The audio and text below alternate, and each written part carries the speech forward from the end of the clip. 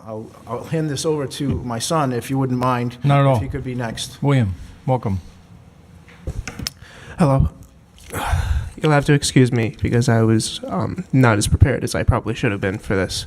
So I've jotted down a few notes to try and keep myself on task here. I'm 21 years old. I grew up in Warwick, Rhode Island, and I just wanted to start out by actually thanking everyone else who's come forward today and talked about their own abuse. It's been very difficult for me to come to terms with it over the course of my life, every step of the way. While it was happening,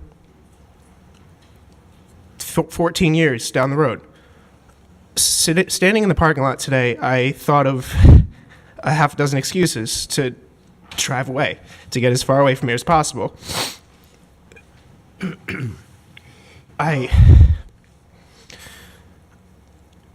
I still find it extremely difficult to even admit that anything really happened. One of the best coping mechanisms that I have had was to simply pretend that it never happened. It made me feel normal. It relieved me of the shame that I've been living with every time that the thought of it enters my mind.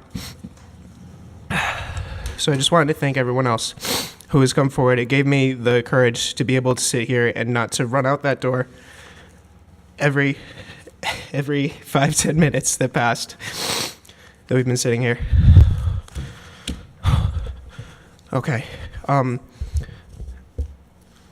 want to say that I'm not a vengeful person. I'm not spiteful. I don't look to seek revenge on people when things happen.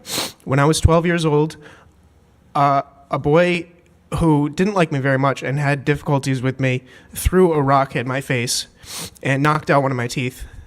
And the first thought that I had was just to simply let it go and to move on. And I had people at every side telling me that he did it with malicious intent, that it was done to hurt me, and that I should seek recompense of something.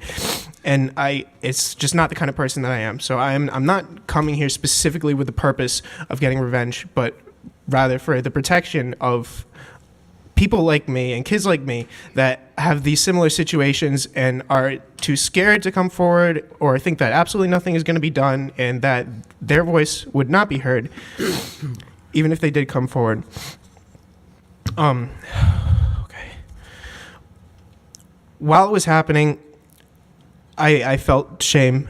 That was the largest reason that it was kept hidden from my parents, not because I thought it was wrong, not because of anything else, but because I didn't want them to find out about it. I figured if they didn't find out about it, if nobody ever had any clue, that it was okay. I didn't know any better. I didn't know that it wasn't a normal thing, that it shouldn't be done. When I was 7 years old, a boy named Leroy essentially held a video game over my head. That was the crux of it, right at the beginning.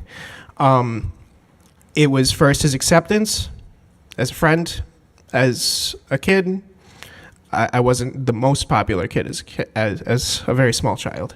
I felt like I was outgoing and that I sought to be someone that he could respect, that I could be his friend.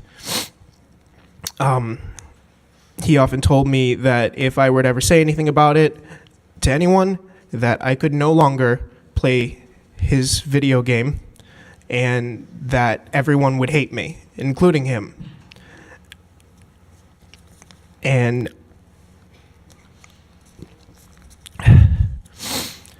I didn't want that. I wanted acceptance for who I was. I didn't get that in school. I didn't get that in many places. And because of the things that he would ask of me to do for him, I felt accepted.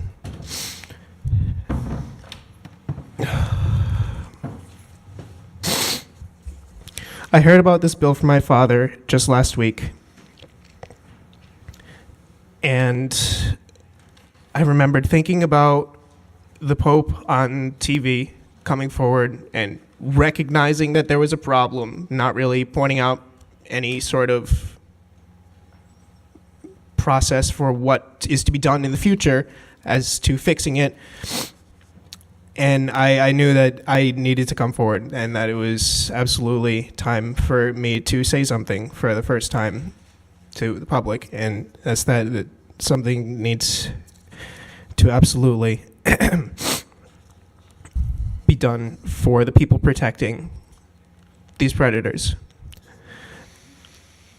If there's one thing that I feel as though I've learned, it's that Naffy, being an organization dedicated to reuniting families and allowing children to be raised in normal households, you would think they would be a little more compassionate to an issue like this, that it might be on their priorities of things that need to be fixed as quickly as possible.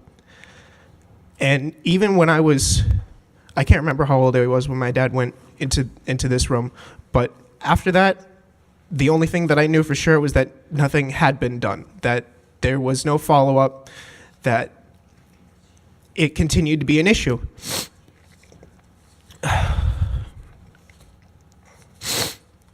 So I'm just here to add my voice to those voices of people who have experienced this abuse in the past.